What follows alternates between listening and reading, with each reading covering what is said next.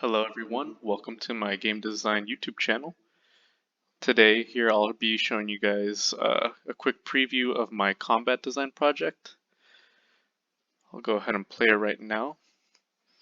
Basically, this class has been teaching us the basics of how to have an idle sprite showing when you're not moving, and then making sure that when you press left or right that the player flips, and also that their sprite for running matches.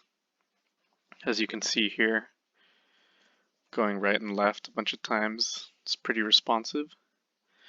And we first started off with a breakable object before we got to any enemies. So as you can see here, I'll go ahead and do a punch. And we wanted to make sure that as soon as we punched the breakable object that it would change in some format. As you can see here, it's starting to get flat. You can also hear audio of the breakable object breaking in some capacity. And then there, it destroys it, or it's in its dead state. And right before it disappears, it's in its dead state, so that it just communicates to the player that you destroyed it. And then we start off with the basic enemy. Here you can see I got this enemy to punch back, or kick back I should say. And I can punch it back. Right now I don't have any, I don't die yet, but they can die.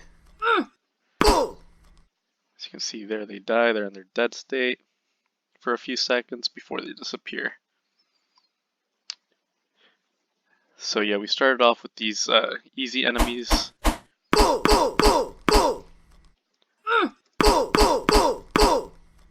Kill those guys, and then we applied the same logic to different enemy types. As you can see, this one's a shooter. They'll shoot me with their pistol, and I'll take damage. And as you can see, I can kill him as well. So that's the other enemy, and then for the last enemy we have a heavy. Now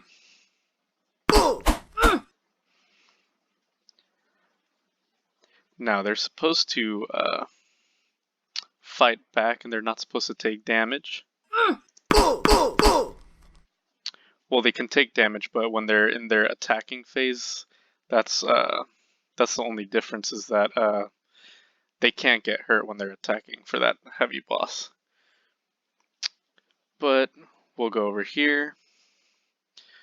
As you can see here, this is basically all the scripting, the visual scripting I have for the heavy enemy here. And then here we just update every tick on what the enemy should do. If their punch counter reaches 4 or greater, or if it doesn't, it will, if that's false, it'll just be in its idle flipbook, in its idle state. That's just one example I have here for one of my projects in combat design. I hope you guys enjoyed that, and I'll catch you guys on the next episode.